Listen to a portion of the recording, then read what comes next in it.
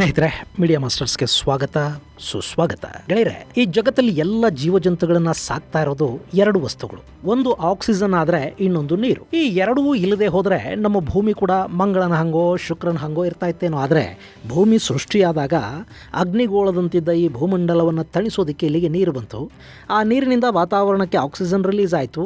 ಈ ಎರಡೂ ಇದ್ದ ಮೇಲೆ ಅಲ್ಲಿ ಜೀವಿಗಳು, ಸಸ್ಯಗಳು ಕಾಣಿಸ್ಕೊಳ್ಳೋದೇ ಇರತ್ವಾ. ಹೀಗಾಗಿ ನಮ್ಮ ಭೂಮಿ ಸೌರಮಂಡಲದಲ್ಲಿ ಜೀವಿಗಳಿರುವ ಏಕೈಕ ಗ್ರಹ ಅಂತ ಕರೆಸ್ಕೊಳ್ತಾ ಇದೆ. ಅಲ್ಲದೆ 4.5 ಬಿಲಿಯನ್ ವರ್ಷಗಳಿಂದ ಭೂಮಿ ವಿಕಸನಗೊಳ್ಳುತ್ತಲೇ ಇದೆ. ಹಾಗಂತ ನಮಗೆ ಹೇಳಿದ್ದು ನಮ್ಮ ವಿಜ್ಞಾನಿಗಳು. ಆದರೆ ಈ ವಿಜ್ಞಾನ ಅನ್ನೋದಿದೆ ನೋಡಿ, ಇದು ಅಂತಿಮ ಸತ್ಯ ಅಲ್ಲ. ಸಂಶೋಧನೆಗಳನ್ನು ನಡೆಸಿದ ಹಾಗೆ ಇವತ್ತು ನಿಜ ಅಂದ್ಕೊಂಡಿದ್ದು ನಾಳೆ ಸುಳ್ಳಾಗಿ ಮತ್ತಿನ್ಯಾವುದೋ ಹೊಸ ವಿಷಯ ಗೊತ್ತಾಗುತ್ತೆ. ಇನ್ನೊಂದು ಸತ್ಯ ಹೊರಬರೋವರೆಗೆ ಈ ಹಿಂದೆ ಕಂಡಿದ್ದನ್ನು ನಾವು ಸತ್ಯ ಅಂತ ನಂಬ್ತಾ ಇರ್ತೀವಿ. ಮತ್ತೆ ಸಂಶೋಧನೆ, ಮತ್ತೆ ಹೊಸ ಸತ್ಯ. ಈಗ ಅಂಥದ್ದೇ ಹೊಸ ಸತ್ಯವನ್ನ ಭೂಮಿಯ ಉಗಮ ಮತ್ತು ಆಕ್ಸಿಜನ್ ಹಾಗೂ ಹೈಡ್ರೋಜನ್ ಸಂಬಂಧದ ಬಗ್ಗೆ ವಿಜ್ಞಾನಿಗಳು ಹೇಳೋದಕ್ಕೆ ಶುರು ಮಾಡಿದ್ದಾರೆ. ಹಾಗಾದ್ರೆ ಏನದು ಹೊಸ ಅನ್ವೇಷಣೆ, ಏನದು ಹೊಸ ಸತ್ಯ? ಬನ್ನಿ ನೋಡೋಣ.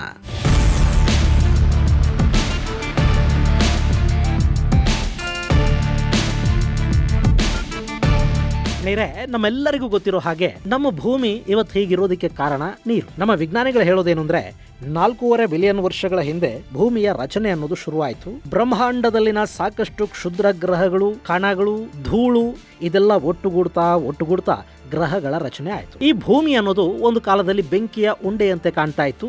ಭೂಮಿಗೆ ಬಂದಪ್ಪಳಿಸಿದ ಕ್ಷುದ್ರ ಗ್ರಹಗಳು, ಧೂಮಕೇತುಗಳು ತಮ್ಮೊಂದಿಗೆ ಹನಿಯಾಗಿ ನೀರನ್ನು ತಗೊಂಡು ಬಂದು ಲಕ್ಷಾಂತರ ವರ್ಷಗಳ ಈ ನಿರಂತರ ಪ್ರಕ್ರಿಯೆಯ ಪರಿಣಾಮ ಭೂಮಿ ನೀರಿನಿಂದ ಆವೃತವಾಯಿತು. ಬೆಂಕಿಯ ಉಂಡೆ ತಣಿದು ತಣ್ಣಗಾಯಿತು.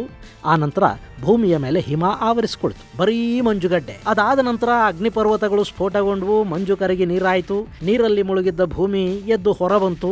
ಆರಂಭದಲ್ಲಿ ಕೆಂಪು ಗ್ರಹದಂತೆ ಕಾಣ್ತಾ ಇದ್ದ ಭೂಮಿ ನೀರು ಆವರಿಸಿಕೊಂಡ ನಂತರ ನೀಲಿ ಗ್ರಹವಾಗಿ ಬದಲಾಯಿತು. ನೆಲ, ನೀರು ಎರಡೂ ಅಲ್ಲಿದ್ವಲ್ವಾ. ಹೀಗಾಗಿ ಭೂಮಿಯ ಮೇಲೆ ಜೀವಿಗಳು ಹಾಗೂ ಸಸ್ಯಗಳು ಕಾಣಿಸ್ಕೊಳ್ಳೋದಕ್ಕೆ ಶುರುವಾದವು. ಇದು ಸರಿಸುಮಾರು 3.5 ಬಿಲಿಯನ್ ವರ್ಷಗಳ ಹಿಂದಿನ ಕಥೆ. ಅಂದ್ರೆ ನಮ್ಮ ಭೂಮಿಯಲ್ಲಿ 350 ಕೋಟಿ ವರ್ಷಗಳ ಹಿಂದೆನೆ ಜೀವಿಗಳು ವಾಸಿಸೋದಕ್ಕೆ ಶುರು ಮಾಡಿದ್ವು. ಗೆಳೆಯರೆ, ಇಲ್ಲಿ ಜೀವಿಗಳು ವಾಸ ಮಾಡ್ತಾ ಇದ್ವು ಅಂದ್ರೆ ಅಷ್ಟೊತ್ತಿಗಾಗಲೇ ಭೂಮಿಯ ಮೇಲೆ ಆಕ್ಸಿಜನ್ ಅನ್ನೋದಿರಬೇಕಲ್ವಾ.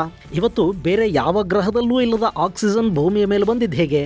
ಇದು ಸಹಜವಾಗಿ ಎಲ್ಲರನ್ನೂ ಕಾಡುವ ಪ್ರಶ್ನೆ. ಇಲ್ಲಿ ಭೂಮಿಯ ರಚನೆ ಶುರುವಾದ 100 ಕೋಟಿ ವರ್ಷಗಳ ಒಳಗಾಗಿ ಭೂಮಿಯ ಮೇಲೆ ಬಂದು ಸೇರಿದ್ದ ನೀರು ಅಂದರೆ ಸಾಗರಗಳು ಭೂಮಿಯ ವಾತಾವರಣದಲ್ಲಿ ಸಾಕಷ್ಟು ಬದಲಾವಣೆಯನ್ನು ತಗೊಂಡು ಬಂದವು. ಆ ಸಾಗರದ ನೀರಿನಿಂದ ಮೇಲೆ ಬಂದ ಆಮ್ಲಜನಕ ಭೂಮಿಯಲ್ಲಿ ಜೀವಿಗಳು ವಾಸ ಮಾಡೋದಕ್ಕೆ ಯೋಗ್ಯವಾದ ವಾತಾವರಣವನ್ನು ನಿರ್ಮಾಣ ಮಾಡಿಕೊಡ್ತು. ಅಂದ್ರೆ ಇಲ್ಲಿ ಆಕ್ಸಿಜನ್ ಬರೋದಕ್ಕೆ ಕಾರಣವಾಗಿದ್ದು ನೀರು. ಇದು ಇಲ್ಲಿವರೆಗೆ ನಾವು ನಂಬಿರುವ ಸತ್ಯ, ಹೌದಲ್ವಾ? ನೀರು ಅಂದ್ರೇನೆ H2O ಅಂತ ಹೇಳುತ್ತೆ ವಿಜ್ಞಾನ. 2 ಹೈಡ್ರೋಜನ್ 1 ಆಕ್ಸಿಜನ್ ಸೇರಿದ್ರೆ ಅಲ್ವಾ ನೀರಾಗೋದು. ಆದ್ರೆ ಇಲ್ಲಿ ಎರಡೂ ಬೆರೆತು ಅದು ನೀರಾದ ಮೇಲೆ ಮತ್ತೆ ಬೇರೆ ಬೇರೆಯಾಗಿ ಆಕ್ಸಿಜನ್ ಅನ್ನೋದು ಹೇಗೆ ಪ್ರತ್ಯೇಕವಾಗಿ ಉತ್ಪಾದನೆ ಆಯಿತು? ಇಲ್ಲಿ ಆಕ್ಸಿಜನ್ ವಾತಾವರಣಕ್ಕೆ ಬಿಡುಗಡೆ ಆಗೋದರ ಹಿಂದೆ ಸೈನೋಬ್ಯಾಕ್ಟೀರಿಯಾ ಅನ್ನೋ ಜೀವಿಗಳಿದ್ವು ಅನ್ನೋದನ್ನ ವಿಜ್ಞಾನ ಜಗತ್ತು ನಂಬುತ್ತೆ. ಈ ಸೈನೋಬ್ಯಾಕ್ಟೀರಿಯಾ ಅಂದರೆ ಸಮುದ್ರದ ಒಳಗೆ ರಚನೆಯಾದ ನೀಲಿ ಅಥವಾ ಹಸಿರು ಬಣ್ಣದ ಪಾಚಿಯಲ್ಲಿದ್ದಂಥ ಬ್ಯಾಕ್ಟೀರಿಯಾ. ಇವು ಅಷ್ಟೊತ್ತಿಗಾಗಲೇ ಸೂರ್ಯನ ಬೆಳಕನ್ನು ಮತ್ತು ವಾತಾವರಣದಲ್ಲಿ ಹೇರಳವಾಗಿದ್ದ ಕಾರ್ಬನ್ ಡೈಆಕ್ಸೈಡನ್ನು ಹಾಗೆ ನೀರನ್ನು ಬಳಸಿಕೊಂಡು ಆಕ್ಸಿಜನ್ನನ್ನು ಬಿಡುಗಡೆ ಮಾಡಿದ್ವು. ಈ ಇಡೀ ಪ್ರೋಸೆಸ್ ಸಾಗರದ ನೀರಿನ ಒಳಗೇ ನಡೀತಿತ್ತು. ಇವತ್ತು ನಾವು ನೋಡುವ ಆಕ್ಸಿಜನ್ನ 50% ಈ ಸೈನೋಬ್ಯಾಕ್ಟೀರಿಯಾಗಳು ಹೊರ ಜಗತ್ತಿಗೆ ಬಿಡುಗಡೆ ಮಾಡಿದ್ವು ಅಂತ ನಮ್ಮ ವಿಜ್ಞಾನ ಹೇಳುತ್ತೆ. ಇಲ್ಲಿ 50% ಮಾತ್ರ ಯಾಕೆ ಹೊರಗೆ ಬಂತು ಅಂತ ಹೇಳ್ತಾರೆ ಅಂದರೆ, ಈ ಆಕ್ಸಿಜನ್ ಪ್ರೊಡ್ಯೂಸ್ ಆಗೋದಕ್ಕೆ ಶುರುವಾದ ಸಮಯದಲ್ಲಿ ಅದರ ಅರ್ಧದಷ್ಟು ಪಾಲನ್ನು ಸಾಗರದಲ್ಲಿದ್ದ ಜೀವಿಗಳೇ ಸೆಳೆದು ಬಿಡ್ತಾ ಇದ್ವಂತೆ. ಹೀಗಾಗಿ ವಾತಾವರಣಕ್ಕೆ 50% ಆಕ್ಸಿಜನ್ ಮಾತ್ರ ಬಿಡುಗಡೆ ಆಗ್ತಾ ಇತ್ತು. ಇನ್ನುಳಿದ ಆಮ್ಲಜನಕ ಮುಂದಿನ ದಿನಗಳಲ್ಲಿ ಭೂಮಿಯ ಮೇಲೆ ಗಿಡ ಮರಗಳು ಬೆಳೆದ ನಂತರ ಅವು ಉತ್ಪತ್ತಿ ಮಾಡೋದಕ್ಕೆ ಶುರು ಮಾಡಿದ್ವು. ಯಥಾ ಪ್ರಕಾರ ಸೂರ್ಯನ ಬಿಸಿಲು, ನೀರು ಹಾಗೂ ಕಾರ್ಬನ್ ಡೈಆಕ್ಸೈಡ್ ಅನ್ನು ಬಳಸಿಕೊಂಡು ಗಿಡ ಮರಗಳು ಫೋಟೋಸಿಂಥೋಸಿಸ್ ಅನ್ನು ಮಾಡೋದರ ಮೂಲಕ ಆಮ್ಲಜನಕವನ್ನು ಬಿಡುಗಡೆ ಮಾಡ್ತಾ ಹೋದವು. ಹೀಗೆ ಆಮ್ಲಜನಕ ಭೂಮಿಯ ಮೇಲೆ ಬಂದ ನಂತರ ಭೂಮಿ ಮೇಲೆ ಇನ್ನಿತರ ಜೀವಿಗಳ ಉದಯ ಕೂಡ ಆಯಿತು. ಪ್ರಾಣಿಗಳಲ್ಲೇ ವಿಕಸನ ಉಂಟಾಗಿ ನಾವಿವತ್ತು ನೋಡ್ತಾ ಇರೋ ಸಾಕಷ್ಟು ವೈವಿಧ್ಯಮಯ ಪ್ರಾಣಿ ಜಗತ್ತು ಭೂಮಿ ಮೇಲೆ ಕಾಣಿಸ್ಕೊಳ್ಳೋದಕ್ಕೆ ಸಾಧ್ಯ ಆಯಿತು. ಈ ಹಿಂದೆ ಇವತ್ತಿಗಿಂತಲೂ ವಿಚಿತ್ರವಾದ ಪ್ರಾಣಿಗಳೆಲ್ಲ ಭೂಮಿ ಮೇಲಿದ್ದುವಂತೆ. ಆದರೆ ಕಾಲಚಕ್ರದ ಹೊಡೆತಕ್ಕೆ ಸಾಕಷ್ಟು ಬದಲಾಗಿ ಪರಿಸ್ಥಿತಿ ಇವತ್ತು ನಾವು ನೋಡ್ತಾ ಇದೀವಲ್ಲ, ಹೀಗೆ ನಿರ್ಮಾಣ ಆಗಿದೆ. ಹೀಗೆ ಭೂಮಿಯ ಮೇಲೆ ಆಕ್ಸಿಜನ್ ಹೇಗೆ ಬಂತು ಅನ್ನೋದಕ್ಕೆ ವಿಜ್ಞಾನಿಗಳು ಏನೋ ಒಂದನ್ನು ಕಂಡು ಹಿಡ್ಕೊಂಡಿದ್ರು. ಆದರೆ ಈಗ ಮತ್ತೊಂದು ಸತ್ಯ ಹೊರಬರ್ತಾ ಇದೆ. ಆ ಮೂಲಕ ಸಾಗರಗಳಿಂದ ವಾತಾವರಣಕ್ಕೆ ಆಮ್ಲಜನಕವನ್ನು ಬಿಡುಗಡೆ ಮಾಡಿದ ಕೀರ್ತಿಯನ್ನು ಈ ಸೈನೋಬ್ಯಾಕ್ಟೀರಿಯಾಗಳು ಕಳ್ಕೊಳ್ಳುವ ಪರಿಸ್ಥಿತಿ ನಿರ್ಮಾಣ ಆಗ್ತಾ ಇದೆ. ಯಾಕೆಂದರೆ ಈಗ ನಡೆದಿರೋ ಸಂಶೋಧನೆಯಲ್ಲಿ ಸಮುದ್ರದ ಆಳದಲ್ಲಿ ಸಿಗುವ ಖನಿಜದ ಅದಿರು ಈ ಆಮ್ಲಜನಕವನ್ನು ಬಿಡುಗಡೆ ಮಾಡಿರಬಹುದು ಅನ್ನೋ ಲೆಕ್ಕಾಚಾರಗಳು ಶುರುವಾಗಿವೆ. ಸಾಗರದಲ್ಲಿ ಸರಿಸುಮಾರು 5 ಕಿಲೋಮೀಟರ್ಗಳಷ್ಟು ಕೆಳಗೆ ಸೂರ್ಯನ ಬಿಸಿಲು ಬೀಳೋದಕ್ಕೆ ಸಾಧ್ಯ ಕೂಡ ಆಗದ ಸ್ಥಳದಲ್ಲಿ ಆಕ್ಸಿಜನ್ ಪ್ರೊಡ್ಯೂಸ್ ಆಗಿದೆ ಅನ್ನೋದಕ್ಕೆ ಒಂದಷ್ಟು ಪುರಾವೆಗಳು ಸಿಗ್ತಾ ಇದೆ. ಹೀಗಾಗಿ ಈ ಆಕ್ಸಿಜನ್ ಅನ್ನ ವಿಜ್ಞಾನ ಜಗತ್ತು ಡಾರ್ಕ್ ಆಕ್ಸಿಜನ್ ಅಂತ ಗುರುತಿಸ್ತಾ ಇದೆ.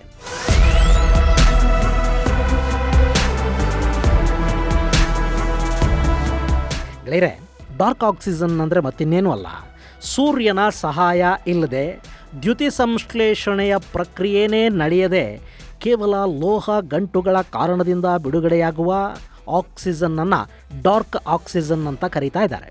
ಈ ಗಂಟುಗಳನ್ನು ಸಂಶೋಧಕರು ಪಾಲಿಮೆಟಾಲಿಕ್ ನ್ಯೂಡ್ಯೂಲ್ಸ್ ಅಂತ ಗುರುತಿಸ್ತಾ ಇದ್ದು, ಇವುಗಳನ್ನು ಬ್ಯಾಟರೀಸ್ ಇನ್ ರಾಕ್ ಅಂತ ಕೂಡ ಹೇಳ್ತಾ ಇದ್ದಾರೆ. ಅಂದರೆ ಈ ಅದಿರಿನ ಕಲ್ಲುಗಳು ಡಬಲ್ ಎ ಬ್ಯಾಟರಿಗಳು ಬಿಡುಗಡೆ ಮಾಡುವಷ್ಟು ವಿದ್ಯುತ್ ಶಕ್ತಿಯನ್ನು ಬಿಡುಗಡೆ ಮಾಡುತ್ತವಂತೆ. ಈ ಮೆಟಾಲಿಕ್ ನೋಡ್ಯೂಲ್ಸ್ನಲ್ಲಿ ಕೋಬಾಲ್ಟ್, ನಿಕಲ್, ಕಾಪರ್, ಮ್ಯಾಂಗನೀಸ್ ನಂತಹ ವಸ್ತುಗಳಿವೆಯಂತೆ. ಸಾಮಾನ್ಯವಾಗಿ ನಮ್ಮ ಮೊಬೈಲ್ ಬ್ಯಾಟರಿಯಲ್ಲಿ, ವಿಂಡ್ ಟರ್ಬೈನ್ಗಳಲ್ಲಿ, ಸೋಲಾರ್ ಪ್ಯಾನಲ್ಗಳಲ್ಲಿ ಈ ಎಲ್ಲ ವಸ್ತುಗಳನ್ನು ಬಳಕೆ ಮಾಡ್ತಾರೆ. ಇವು ವಿದ್ಯುತ್ ಉತ್ಪಾದನೆಯಲ್ಲಿ ಬಹುಮುಖ್ಯ ಪಾತ್ರವನ್ನು ವಹಿಸುತ್ತವೆ. ಆದರೆ ಸಾಗರದ ತಳದಲ್ಲಿಂತಹ ವಸ್ತುಗಳು ನೈಸರ್ಗಿಕವಾಗಿ ರಚನೆಯಾಗಿದ್ದು ಅವುಗಳನ್ನು ಕಂಡು ಈಗ ವಿಜ್ಞಾನಿಗಳಿಗೆ ಅಚ್ಚರಿ ಅನ್ನಿಸ್ತಾ ಇದೆ.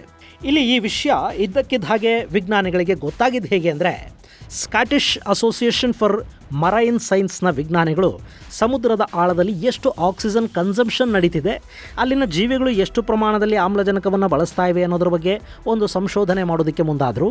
ಅದಕ್ಕಾಗಿ ಜಗತ್ತಿನ ಅತ್ಯಂತ ದೊಡ್ಡ ಸಾಗರ ಅನ್ನಿಸಿಕೊಳ್ಳುವ ಪೆಸಿಫಿಕ್ ಸಾಗರದಲ್ಲಿ ಹವಾಯ್ ದ್ವೀಪಗಳಿಂದ ಮೆಕ್ಸಿಕೋ ಕರಾವಳಿಯವರೆಗೆ ಒಂದಷ್ಟು ಪರೀಕ್ಷೆಗಳನ್ನು ಮಾಡೋದಕ್ಕೆ ಶುರು ಮಾಡಿದರು. ಈ ಸಂದರ್ಭದಲ್ಲಿ ಕ್ಲಾರಿಯನ್ ಕ್ಲಿಪರ್ಟನ್ ಝೋನ್ನಲ್ಲಿ ಈ ವಿಚಿತ್ರ ಅಂಶ ಪತ್ತೆಯಾಯಿತು. ನೀವಿಲ್ಲಿ ಮ್ಯಾಪಲ್ಲಿ ನೋಡ್ತಾ ಇದ್ದೀರಲ್ಲ, ಇದೇ ಕ್ಲಾರಿಯನ್ ಕ್ಲಿಪರ್ಟನ್ ಝೋನ್. ಇದನ್ನು ಇಂಟರ್ನ್ಯಾಷನಲ್ ಸೀಬೆಡ್ ಅಥಾರಿಟಿ ಮೇಂಟೈನ್ ಮಾಡ್ತಾ ಇದೆ.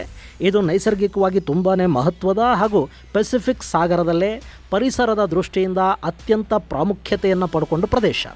ಈ ಝೋನ್ ನಮ್ಮ ಭಾರತದ ಒಟ್ಟು ವಿಸ್ತೀರ್ಣಕ್ಕಿಂತಲೂ ದೊಡ್ಡದಾಗಿದೆ.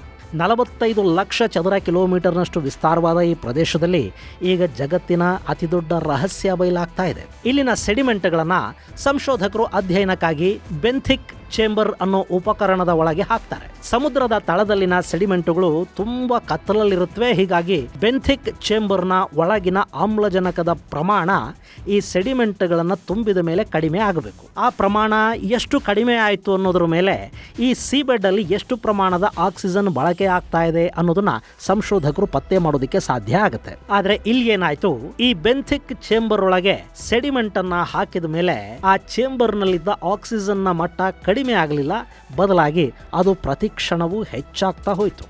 ಸಾಮಾನ್ಯವಾಗಿ ತುಂಬ ಕತ್ತಲಿರೋ ಕಡೆಯಲ್ಲಿ, ಸೂರ್ಯನ ಬೆಳಕೆ ಇಲ್ಲದ ಕಡೆಯಲ್ಲಿ, ಅದರಲ್ಲೂ ನೀರಿನ ಆಳದಲ್ಲಿ ಆಮ್ಲಜನಕದ ಉತ್ಪಾದನೆ ಸಾಧ್ಯ ಆಗೋದಿಲ್ಲ. ಆದರೂ ಇಲ್ಲಿ ಆಮ್ಲಜನಕ ಹೆಚ್ಚಾಗ್ತಾ ಇದ್ದದ್ದನ್ನು ಕಂಡು ವಿಜ್ಞಾನಿಗಳಿಗೆ ಅಚ್ಚರಿ ಅನ್ನಿಸ್ತು. ಇದರಲ್ಲಿ ಏನೋ ಇದೆ ಅಂದ್ಕೊಂಡು ಅವರು ಆ ಚೇಂಬರನ್ನು ನೀರಿನ ಆಳದಿಂದ ಹಡಗಿಗೆ ತಗೊಂಡು ಬಂದರು. ಆ ಬಳಿಕ ಸಮುದ್ರದ ಮೇಲ್ಮೈಯಲ್ಲಿ ಕೂಡ ಅಲ್ಲೊಂದಷ್ಟು ಪರೀಕ್ಷೆಗಳನ್ನು ಮಾಡಿದ್ರು. ಅಲ್ಲೂ ಸೇಮ್ ಟು ಸೇಮ್ ರಿಸಲ್ಟ್ ಬಂತು. ಇಲ್ಲಿ ಸಮುದ್ರದ ಆಳದ ಸೆಡಿಮೆಂಟಲ್ಲಿ ಆಕ್ಸಿಜನ್ ಹೇಗೆ ಬಂತು ಅನ್ನೋದನ್ನ ಸಂಶೋಧಕರು ಪತ್ತೆ ಮಾಡಬೇಕಿತ್ತು. ಆ ಹಂತದಲ್ಲಿ ಆ ಸೆಡಿಮೆಂಟಲ್ಲಿ ಅವರಿಗೆ ಈ ಪಾಲಿಮೆಟಾಲಿಕ್ ನೋಡ್ಯೂಲ್ಸ್ಗಳು ಸಿಕ್ಕಿತು. ಅವುಗಳನ್ನು ಡಾರ್ಕ್ ರೂಮ್ಗೆ ತಗೊಂಡು ಹೋದ ಸಂಶೋಧಕರಿಗೆ ಅಲ್ಲಿ ಮತ್ತೊಂದು ಅಚ್ಚರಿ ಕಾಣಿಸ್ತು. ಈ ನೋಡ್ಯೂಲ್ಸ್ ಇದ್ವಲ್ಲ, ಇವು ಯಾವುದೇ ಬೆಳಕಿನ ಸಹಾಯವೂ ಇಲ್ಲದೆ ಕಗ್ಗತ್ತಲಲ್ಲಿ ಹೊಳೆಯೋದಕ್ಕೆ ಶುರು ಮಾಡಿತು.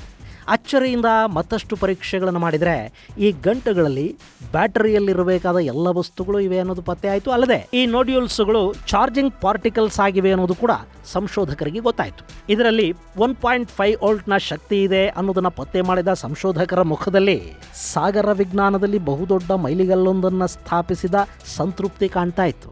ಯಾಕೆ ಮಾತು ಹೇಳ್ತಾ ಇದ್ದೀನಿ ಅಂದರೆ, ಬೆಳಕೆ ಇಲ್ಲದೆ ಇದ್ದ ಕಡೆಗಳಲ್ಲಿ ದ್ಯುತಿ ಸಂಶ್ಲೇಷಣೆಯ ಕ್ರಿಯೆ ನಡೆಯದೆ ಸೂರ್ಯನ ಬೆಳಕಿನ ಅಗತ್ಯವೂ ಇಲ್ಲದೆ ಆಮ್ಲಜನಕದ ಉತ್ಪಾದನೆ ಸಾಧ್ಯ ಆಗುತ್ತೆ ಅನ್ನೋದಾದರೆ ಅದು ನಿಜಕ್ಕೂ ಬಹುದೊಡ್ಡ ಸಂಶೋಧನೆ ಅಂತಲೇ ಅನ್ನಿಸ್ಕೊಳ್ಳುತ್ತೆ. ಜೊತೆಗೆ ಇದು ಮುಂದಿನ ದಿನಗಳಲ್ಲಿ ಬೇರೆ ಬೇರೆ ಕಡೆಗಳಲ್ಲಿ ಆಮ್ಲಜನಕವನ್ನು ಉತ್ಪಾದನೆ ಮಾಡಿಕೊಳ್ಳೋದಕ್ಕೆ ಬಾಹ್ಯಾಕಾಶ ಯಾನಕ್ಕೆ ಕೂಡ ಇದು ಸಾಕಷ್ಟು ಸಹಾಯವನ್ನು ಮಾಡುತ್ತೆ. ನಮಗೆ ಆಕ್ಸಿಜನ್ ಬೇಕು ಅಂದರೆ ಒಂದಷ್ಟು ನೀರು ಹಾಗೂ ಇಂಥ ಪಾಲಿಮೆಟಾಲಿಕ್ ನೋಡ್ಯೂಲ್ಗಳು ಇದ್ದರೆ ಅಲ್ಲಿ ಆಮ್ಲಜನಕದ ಉತ್ಪಾದನೆ ಆಗುತ್ತಲೇ ಇರುತ್ತೆ. ಹೀಗಾಗಿ ಈ ಸಂಶೋಧನೆ ಸ್ಕಾಟಿಷ್ ಅಸೋಸಿಯೇಷನ್ ಫಾರ್ ಮರೈನ್ ಸೈನ್ಸ್ನ ಅತಿ ದೊಡ್ಡ ಸಾಧನೆ ಅಂದರೆ ಖಂಡಿತ ತಪ್ಪೇನಾಗೋದಿಲ್ಲ. ಅಲ್ಲದೆ ಈ ಸಂಶೋಧನೆಯ ನಂತರ ಇಲ್ಲಿಯವರೆಗೆ ಜಗತ್ತು ನಂಬಿದ್ದ ಸೈನೋಬ್ಯಾಕ್ಟೀರಿಯಾ ಥಿಯರಿ ಏನಿತ್ತು ಅದು ಕೂಡ ಸಂಪೂರ್ಣ ಸತ್ಯ ಅಲ್ಲ ಅನ್ನೋ ಅನುಮಾನಗಳು ಮೂಡೋದಕ್ಕೆ ಶುರುವಾಗಿವೆ.